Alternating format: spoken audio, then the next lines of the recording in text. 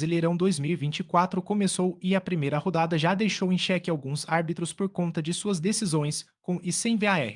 Também gerou interrogação sobre gramados de alguns estádios e ainda reforçou o alerta a respeito do choque de cabeça entre jogadores. Fila de reclamação contra a arbitragem. A primeira rodada já trouxe uma fila de clubes prometendo reclamação junto à CBF por conta de decisões polêmicas, para dizer o mínimo, da arbitragem. Atlético GO, Grêmio e Atlético MG foram os mais insatisfeitos. O protesto do Grêmio envolve um pênalti não dado por Flávio Rodrigues de Souza, mesmo após o VAR recomendar a revisão do lance. A interpretação do árbitro, Lucas Piton, do Vasco, tocou com o braço na bola sem intenção. O time goiano detonou as principais decisões de André Luiz Quetino Policarpo Bento, principalmente o pênalti sobre Bruno Henrique, que resultou na expulsão direta do lateral Maguinho. O atacante saiu sangrando do lance. O clube contestou ainda o vermelho direto ao técnico Jair Ventura. Da parte do Fla, a reclamação menos incisiva foi pela não expulsão de Alejo Cruz por acertar o pé no rosto de Ayrton Lucas. Já o Atlético MG criticou Lurilino e o VAR por não intervirem para expulsar Fagner após uma entrada de sola no joelho de Zaracho.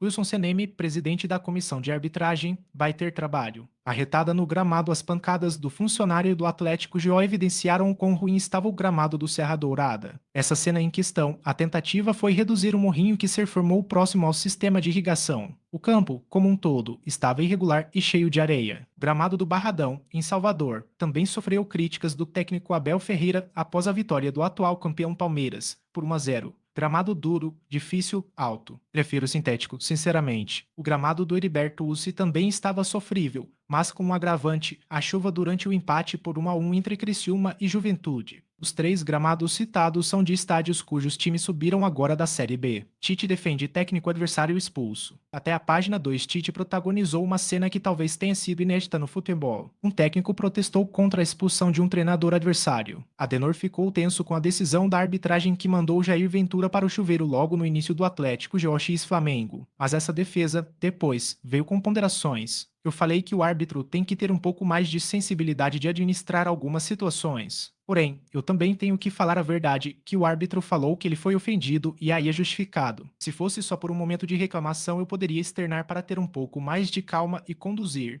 Mas aí teve um outro incidente, disse Tite. Segundo a súmula, a expulsão de Jair se deu porque ele disse: dá cartão, seu filho da P protejam as cabeças. A primeira rodada foi tensa para alguns jogadores por conta de choques na cabeça. O novo protocolo de concussão foi acionado em 2 partidas, Atlético GO x Flamengo e Cruzeiro x Botafogo. Assim, os times ficaram habilitados a fazer uma substituição extra. Marlon Freitas, do Botafogo, foi o primeiro substituído com essa prerrogativa. Mas o choque mais sangrento foi entre Vinha e Adriano Martins, que machucou a testa. Kahneman, do Grêmio, inicialmente tinha sido tirado contra o Vasco por essa mesma razão, mas o médico mudou o diagnóstico durante o intervalo. Esse recuo, inclusive, será checado pela comissão médica da CBF. VAR de 7 minutos e cartão de 21 segundos. O que você faria em 7 minutos? Seria possível preparar ao menos 2 pratos de macarrão instantâneo. Mas foi esse o tempo que o VAR levou para verificar impedimento e anular um pênalti para o Criciúma contra o Juventude. Por falar em tempo, o cartão mais rápido do Brasileirão até aqui foi para a Batalha do Atlético MG, 21 segundos. Não por acaso, o jogador do Galo foi expulso ainda no primeiro tempo contra o Corinthians. Panela de pressão. A primeira rodada já deixou o primeiro técnico na berlinda neste Brasileirão. Com Thiago Carpini, o São Paulo perdeu por 2-1 em pleno Morumbi para o Fortaleza. A próxima rodada é contra o Flamengo no Maracanã e a pressão sobre ele só cresce, ainda mais pelo desempenho recente no Paulistão. Vai para onde, torcedor?